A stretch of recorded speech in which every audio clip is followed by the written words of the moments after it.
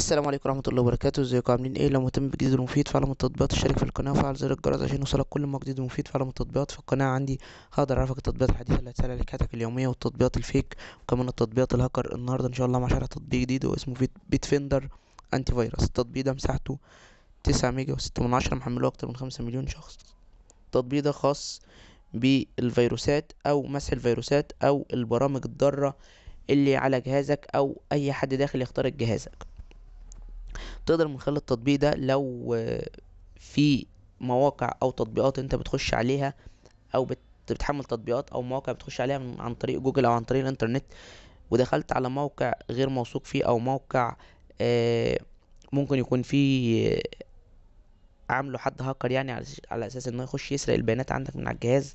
فالتطبيق ده بينبهك وبيعرفك وبيقول لك ما تخشش على الموقع ده، ويجيب لك تحذير ان انت تحاول تخرج من الموقع ده بسرعة، او تحاول ان انت ما تخشش على الموقع او اللينك اكتر من كده. ده بيكون الفيروسات عبارة عن حاجتين، عبارة عن يا اما اشخاص بيحاولوا ان هم يتجسسوا على الجهاز بتاعك وياخدوا البيانات والداتا اللي عندك كلها، ويسحبوا كل الملفات اللي عندك، وممكن بعد كده يكلموك في صورة تهديد ان هم ممكن يفضحوك مثلا بالصور اللي عندك او الفيديوهات، او لو فيديوهات شخصية او صور شخصية او مراتك او عيالك او حاجات زي كده. ممكن بتكون في فيروسات تانية بتخش على الجهاز علشان تدمر الداتا اللي عندك، تدمر بقى ملفات، تدمر صور، تدمر فيديوهات، افلام، ملفات خاصة بالشغل بتاعك. اي حاجة بيكون الغرض منها ان هي تدمير الداتا اللي عندك وخلاص. فده بيكون نوعين من الفيروسات. فده الغرض منهم فالتطبيق ده الغرض منه ان هو يحاول يمنع لك اي فيروس يخش على الجهاز، سواء حد داخل يسرق بياناتك ولو ليك حسابات او ارصده في البنك او حاجات زي كده، او حد داخل ان هو عايز يدمر الملفات اللي عندك وخلاص.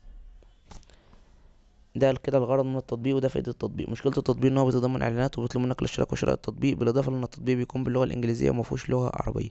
بس كده ده يعتبر نفس شرح التطبيق. بالنسبة للمميزات والعيوب، لو عجبك شرح التطبيق يا ريت تدوس لايك للفيديو.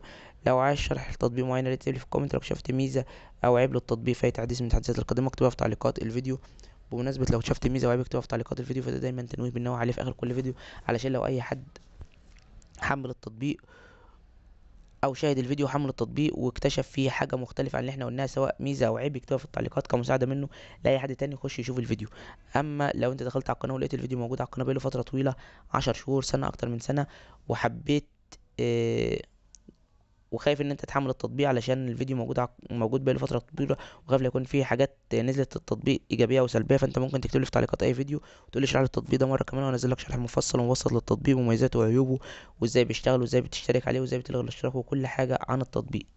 الكلام ده بنقوله علشان في بعض الناس بيخشوا على فيديوهات موجوده على القناه بقالها فتره طويله، وبعد ما يحمل التطبيق يقول لك احنا اكتشفنا حاجه مختلفه سواء ايجابيه او سلبيه. انت ليه ما قلتش كل الحاجات ده؟ ببساطه لان دي تطبيقات يعني بنزل لها تحديثات مستمريه، يعني ممكن كل يومين، كل اسبوع، كل شهر تلاقي فيه تحديث، ممكن يخلي التطبيق افضل وممكن يخلي التطبيق اوحش. عشان كده دايما بنوه التنويه ده.